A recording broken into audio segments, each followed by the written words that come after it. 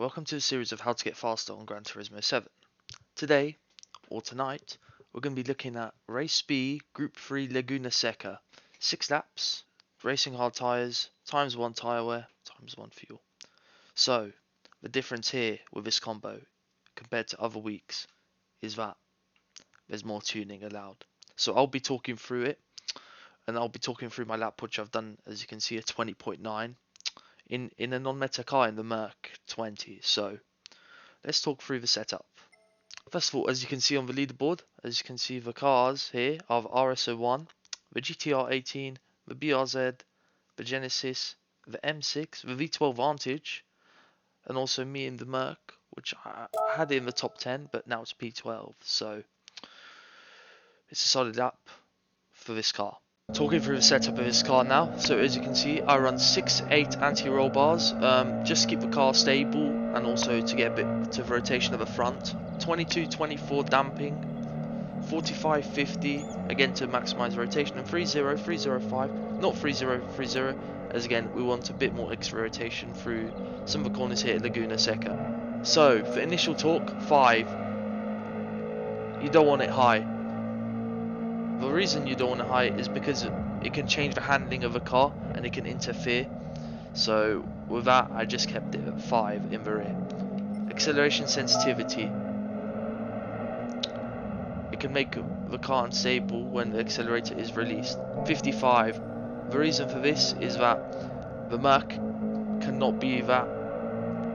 be a bit unstable sometimes, especially the corkscrew, very tough corner, but it's not that unstable to maximize this setting, so we use 55. Braking sensitivity, I don't want it too high. Obviously you want it at 5, but for this car, it felt a bit unstable on 5, so I used 15 here in this situation. And the brake balance I used here is +1. So we can talk another car as well in the setup. So the Vantage V12, this is what I used.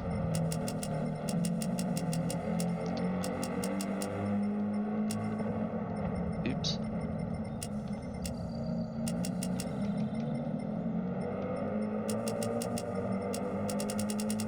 This is what I use for Vantage V12. Maximize that, minimum, because it's an FR and it's more stable. 30, 30, 50, 50, 26, 32. Or 22, sorry. 22, 710. This is what I used. I think it's a solid setup for this car. And also look out for the BMWs. I think it should be quite good here with the setup and LSD coming into effect. Now here's a lap I did in the AMG.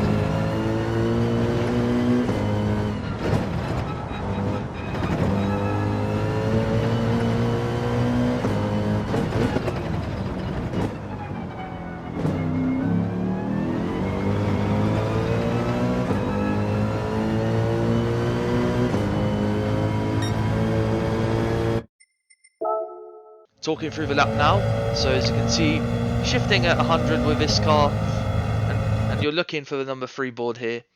This is what I use mainly for my braking marker at Laguna. Maybe I can brake a bit later. I think I should probably brake a bit later to gain a bit more time. But this is a solid enough braking point for you guys to just nail the apex of turn 1, which you want to hit here. You want to hit that there. I just missed it slightly, but that's okay. Here I use about 60% throttle just to stabilize the car and carry speed out the corner, which I did there. Just went slightly on the gravel, but maximize the whole track, which you have to in terms to improve your lap time. So coming into this right-hander, in between the 2 and the 1, you want to brake. Mainly, you want to just cut in from the left to the right, but in this situation, you just want to carry the exit speed. Not the entry speed is also important, but the exit speed is more critical. Maybe I can go a bit more on the inside, but don't touch that red curb because it will make your car unstable. So you just want to keep your car on the entire curbs, maximize the track. 21.7 is okay. I've done a 21.61, so about a tenth off. That's why I think this car has got a bit more lap time in it, but it's a solid enough lap.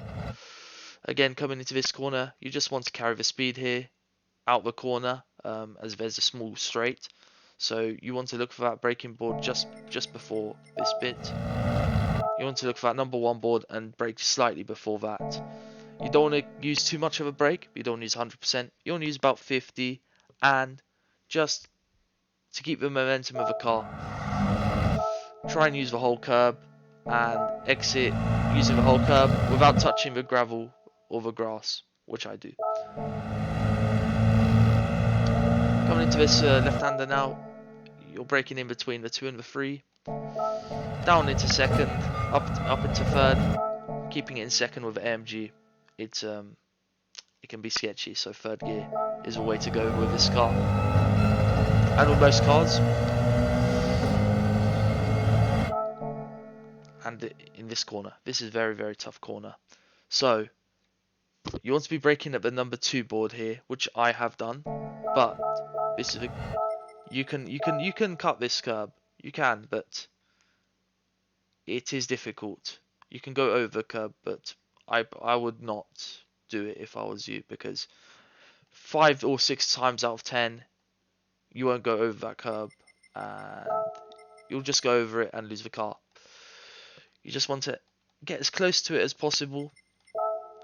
As you can see, we're quite close to it. We nearly hit the curb, but we didn't.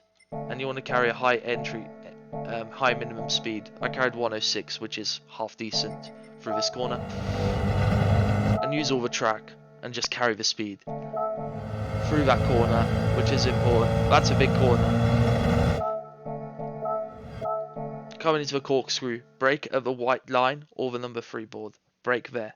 You don't want to brake later, otherwise you just miss the corner completely. Again, try and go a bit to the right and try and hit that apex, which I didn't do. I missed the apex slightly here. But the exit speed was good enough. First to second. Don't exit in the gear you enter with, otherwise the car is just unstable. It won't work. You'll just lose so much time. 57.4 is not bad there. Again, through that corner is just, you just want to carry the speed again and just to keep the minimum speed as much as possible, which we do there. And exit, maybe we could have used more of a track, but I was understeering, so I think there's time to be found there. This corner was okay. Again, a bit hesitant on the throttle, down to third. I could have done it better. I could have carried a bit more speed. Could have been a bit more aggressive, but I wasn't. And for the last corner, finally, you want to brake just before the number 3 board, or thereabouts. Maybe you can brake slightly later, depending on the car, but that's where I would brake.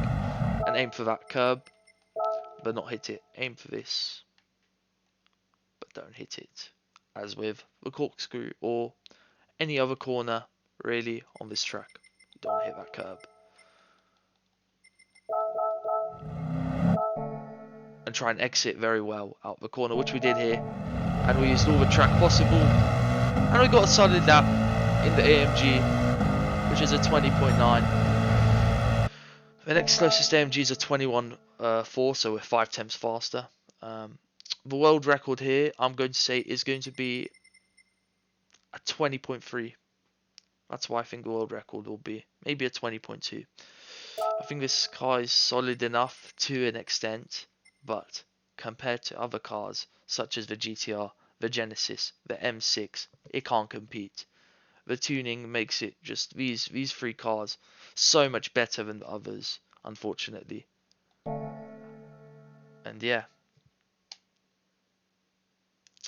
have a good week of racing. I'm not really interested in racing that much this week. I will try and race. I'll try and get a stream out, but enjoy the racing.